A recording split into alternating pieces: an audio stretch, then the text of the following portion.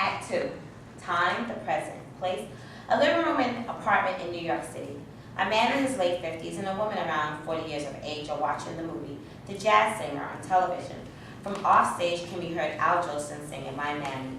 Finally, the song ends. The man shuts off the television. What a great movie, Paula. A real classic. Get it? A real classic? Very cute, Frank.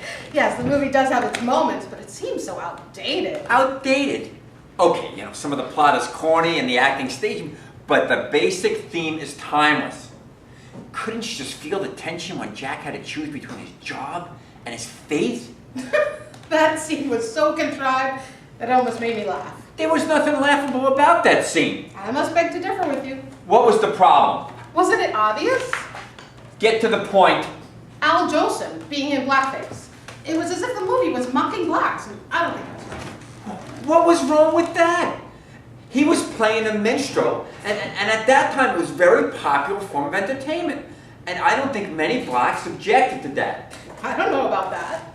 All I know is that I think it's kind of weird that Hollywood would make movies featuring white actors performing in blackface. It showed an insensitivity that I think was indefensible. Oh boy, here we go again. White people being the bad guys again. I didn't say that. What I am saying is that what we saw in The Jazz Singer was the perpetuation of a racial stereotyping at the expense of an entire group of people, and that's simply not fair. I thought it was a great movie. It's a classic. People love it, but you think it's unfair. The movie is a classic, and Jolson was a great entertainer. But still, the movie represents a parody of black people, and to me, that's wrong. It's only a movie. It's not meant to be taken seriously. But there I must beg to differ with you. Movies are taken seriously, even cartoons. And they send messages that shape the attitudes of millions of people. First, the Jazz Singer is not a parody of black people. It's about a Jewish entertainer who has to deal with issues relevant to his experience as a Jew. And second, when Jolson is in blackface, his performance is dignified, respectable, and above all, great entertainment. His rendition of My Mammy is considered one of the best and great songs of all time. So I think you're way off base regarding your criticisms. No, I think I'm quite on base. Though it's true that the movie does not outright mock black people, that the main characters in blackface to me could be seen as an affront to blacks. How would you like it if a black actor did a takeoff on, let's say, an Italian? Wouldn't you find that offensive? Oh, before I can answer that, I'd have to see the movie. That answer is a cop-out. With that Italian flag tattooed on your arm, I bet you wouldn't like it one bit. Don't tell me what I would like and wouldn't like. Looks like I've struck a raw nerve. Hey, you're just imagining things. No, I'm not. But since we're on the subject, don't you think that the country would be better off if there were less racial and ethnic stereotyping? I mean, do we really need all that crap? It's just innocent entertainment, that's all. Look at all the TV sitcoms featuring black actors. They sure don't mind it. Well, that's because they want to work. And these are the roles that are offered to them. And don't forget that these TV shows are financed and sponsored by big corporations who want to sell their products. What you're saying simply isn't, it's untrue. Those shows are responding to what the audience wants. And if the audience wants to watch the black sitcoms, then the networks produce them. I have no problem with black actors being in sitcoms. They absolutely have a right to earn a living. But let's not fool ourselves. Attitudes have not changed. We're still divided along racial lines no matter how much the situation seems to have improved. Hey, whenever blacks object to a program, boom, it gets pulled. Look what happened to Amos and Andy. Now, that was really a great show. Very funny, totally unoffensive, yet the networks bowed to pressure and boom, no more Amos and Andy. What a shame. It was really a great show. I mean, I remember watching that show when I was a kid. Everybody loved it. Nobody ever complained. That's because when you were a kid, everyone you knew, everyone you went to school with, your neighborhood, everything, was white. And for them, Amos and Andy was harmless fun, but at someone else's expense. Come on now, it was a comedy. It was supposed to make people laugh, and it did. You didn't hear Indians complaining about Tonto, did you? Well, as a matter of fact, some did. And if they didn't, I'm sure they didn't like it anyway. What was there not to like? The blatantly racist stereotyping, making Tonto sound like a child. which in turn created the impression that every Native American is childlike. Oh, I think you're being a little too harsh. Tonto was also a loyal and trusted friend who helped the Lone Ranger bring in the criminals to justice. That's right, he was. But when one thinks of Tonto, one first thinks of a man who's friendly but cannot be taken seriously. But that show was on years ago. Things have changed. No, they haven't. Schools are still segregated. Whole cities are now almost entirely non-white. And the O.J. Simpson trial showed the whole world that we have a long way to go to bridging the racial gap that divides us. O.J. Simpson was guilty. He got off only because the jury was almost all black. If he had been tried for where the crime had occurred, it would have been completely a different story. But the DA, they bowed to political pressure and had the case moved to a place where O.J. could beat the rap. And he did. What a disgrace. The jury had already decided that O.J. would walk. Do you know what you're saying? Do you actually hear yourself talking? This is exactly what I'm talking about. You're saying that a black jury acquitted because O.J. was black, while a white jury would have convicted him because he was black. No way. That black jury was prejudiced, period. And they talk about white people being biased. I watched the case on TV, and Frank, you may not like what I'm going to say, but I would have found him not guilty too. Are you for real? That trial was a travesty of justice. Not really. Evidence wasn't properly handled. One of the detectives was caught in a lie. The glove didn't fit. Don't you think that might have given the jury sufficient grounds for reasonable doubt? Those were minor errors, which in no way negated the ton of evidence pointing directly to Simpson. They chose to ignore that, like none of it mattered. But what about reasonable doubt, Frank? Reasonable doubt! Well, they got their way, but at least Simpson was behind bars now. I read somewhere that something like 2/3 of prisoners in jails are African American. Oh, they commit the crimes, so they do the time. If they didn't break the law, then they wouldn't be in trouble. And you really think things have changed? For them, yes. Come on, didn't the election of our current president prove that? Yes, his election was a huge landmark in American history, but still the problem of race persists. It's like an irritant that never goes away. Sometimes it recedes into the background, but then it comes roaring back to torment us. Your pessimism is beginning to disturb me. Don't you mean my realism? I mean, do you think white people still accept blacks as equal? We live in the United States, but are we really united? There were plenty of blacks in the military when I served. You have black politicians in positions of political leadership. You have black movie stars winning the biggest awards. And must I mention about the black athletes. So what is the problem? I'm not denying that there's been progress over the years. But it seems that whenever we're just about ready to close that racial divide, something happens to drive us apart. If anybody is driving us apart, it's them, not us. I believe in live and let live. But whenever something bad happens to them, they immediately start crying, racism, racism. Like when a black person is arrested by the police and the guy, he gets roughed up a little. They think it's because maybe he's black and it's because of his race. Well, maybe it was just because the guy was refusing to cooperate. Yes, but Frank, how come such cases again and again involve black men and not white? Don't you think that's more than just a coincidence? No, it's not more than just a coincidence because they're doing something to attract the attention of the police. And not because they're being targeted. What you're saying is blacks commit crimes and whites don't. Don't be cute with me. I didn't say that. Of course white people commit crimes, but you don't hear them screaming racism, do you? Now don't you be cute with me. Please, show me a case where a white person was incarcerated because he's white.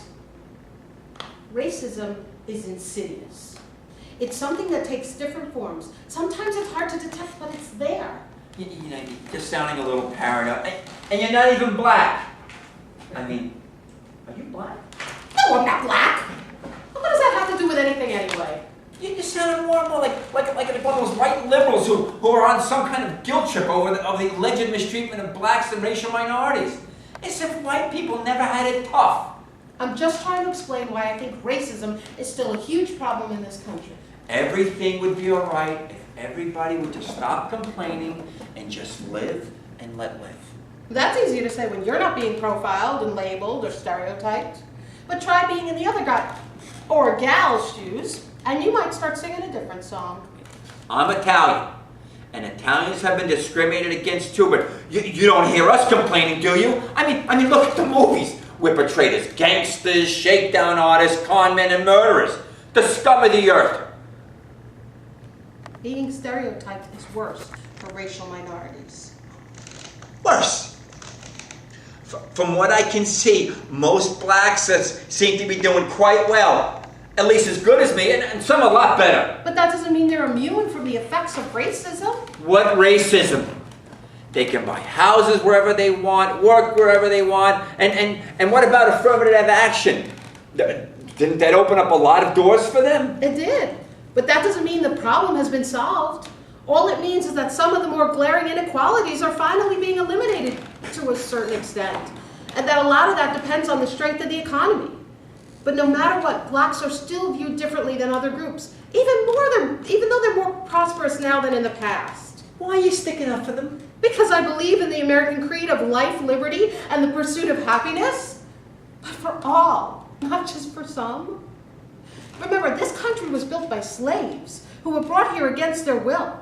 And now we have to deal with the legacy of 3 centuries of injustice. It's like with Germany and the Jews. People say that the war ended a long time ago and ask why the subject of the Holocaust still needs to be discussed. That's just a way to avoid dealing with the problem of anti-Semitism. I agree that there's still a gulf between whites and blacks in this country. But I really believe that you're overstating the whole situation. Am I? If anything, I'm understating it. Racial bigotry is alive and well. I mean, maybe we don't hear about lynchings anymore. But oppression can occur in other ways, like the idea of last hired, first fired, or being associated with certain diseases, or the prevalence of out-of-wedlock births, or being subjected to racial profiling, like that college professor was in Cambridge, Massachusetts. Do you think the police would have arrested him if he had been white? Well, I never had any problem dealing with blacks. In fact, I've had a lot of black friends. Where are they now? I lost touch with them over the years. I remember when I was going to college, I became friendly with a young black girl, a student at the school. We used to go for lunch together during class breaks. I really enjoyed her company.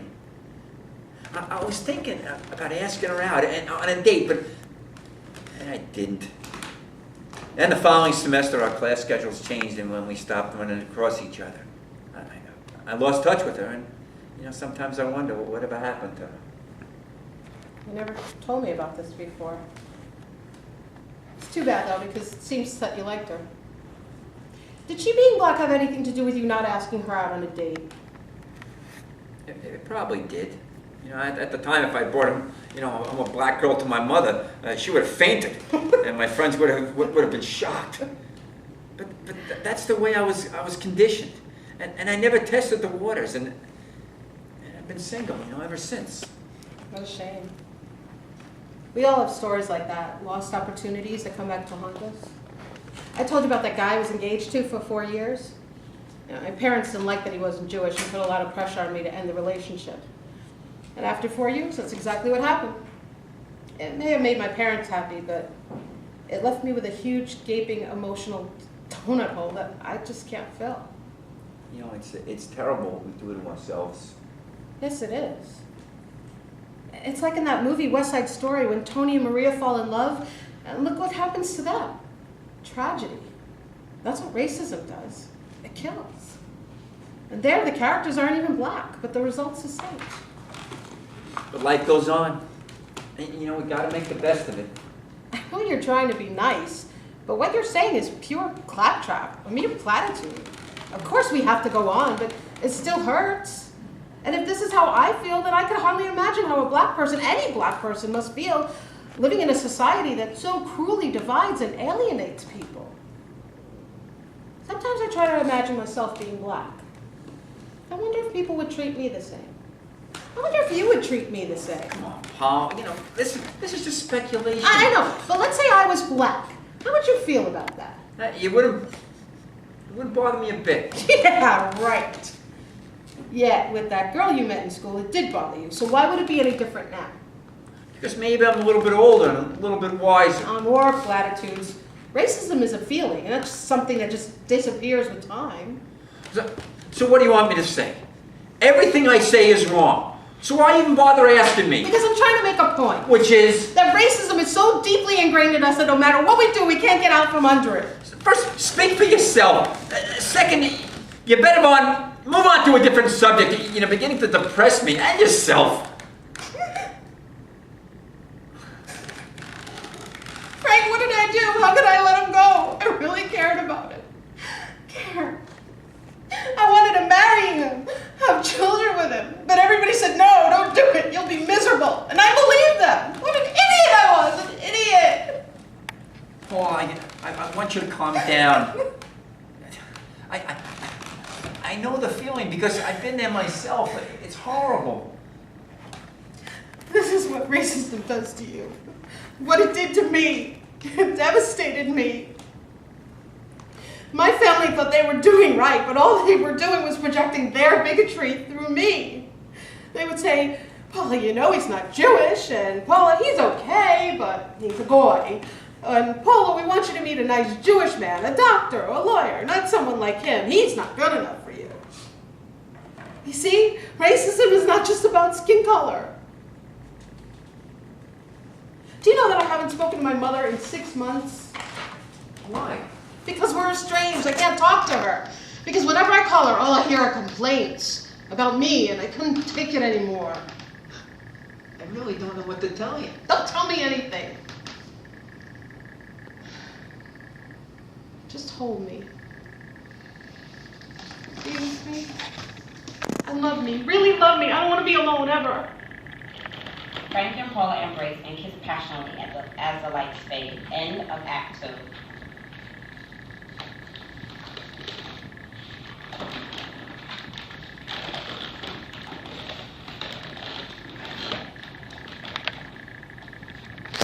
Act 3, Scene 1. Time, the present, place, a bedroom. Frank and Paula are in bed sleeping together. Jim and Mabel are standing on either side of the bed. They are apparitions who can be seen and heard only by the audience. I didn't know white people could be so emotional. You know, better than that, I think they're nice, especially the lady. I can't feel too sorry for them. It's their own attitude that got them into trouble. So good for them, and I hope they learned the lesson. That's so mean. Why are you being so hard on them? You're sounding just like a preacher. Who are you anyway to be judgmental? You never make mistakes? I made plenty of mistakes, but I never got all worked up over them like they did. Well, maybe you should have gotten worked up. Might have done you some good. Don't trifle with me. Stop being so prideful. That's how all these problems start. People thinking they're better than they actually are. I don't think I'm better than anybody. Don't make me laugh.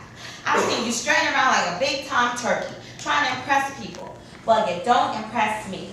Who said I wanted to impress you? I'm just a regular guy who enjoyed the simple things in life. Not like those people, folks there. White people, I just can't figure them out. Yeah, and that's what they say about us.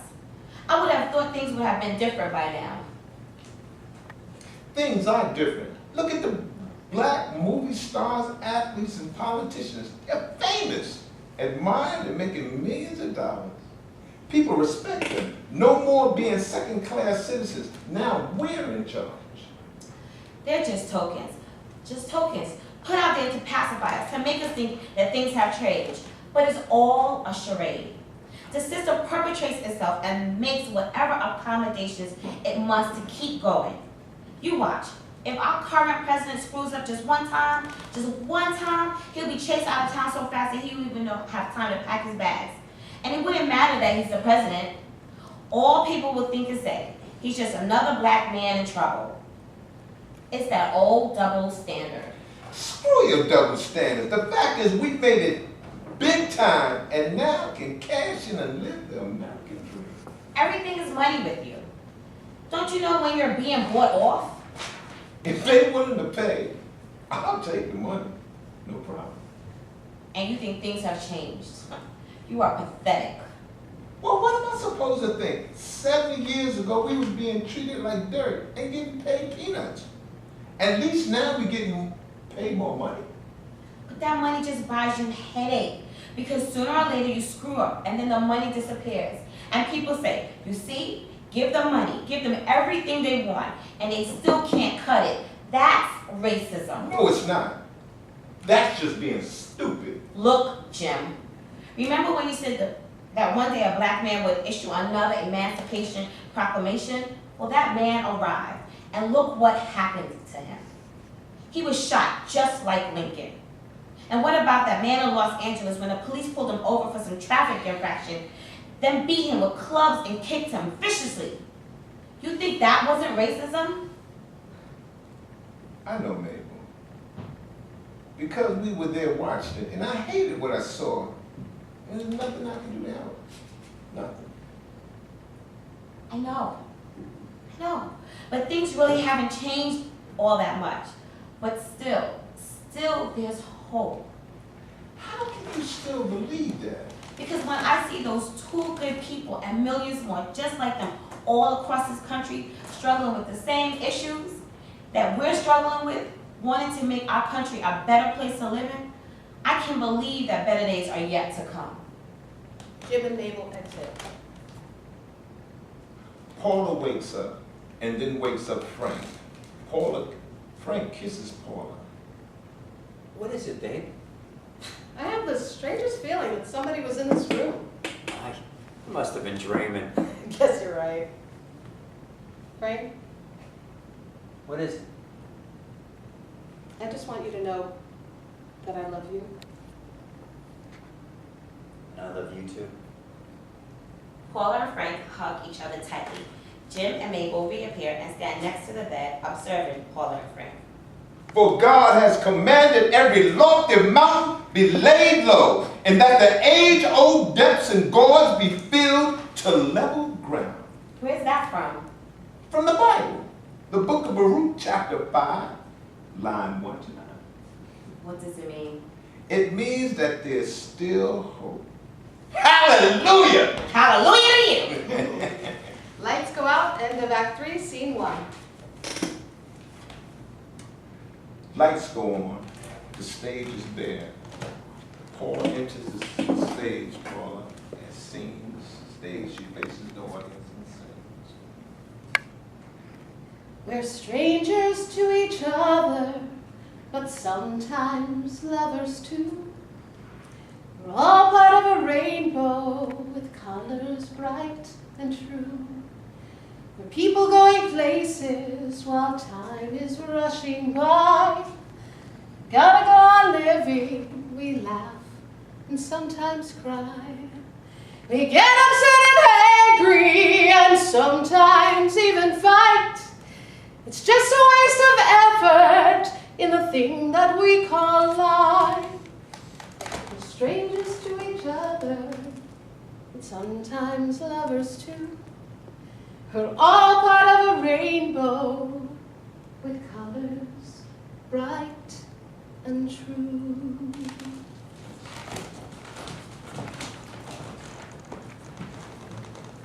No more injustice! No more strife! No more sexism! No more racisms! America! One country, one land, one people, united!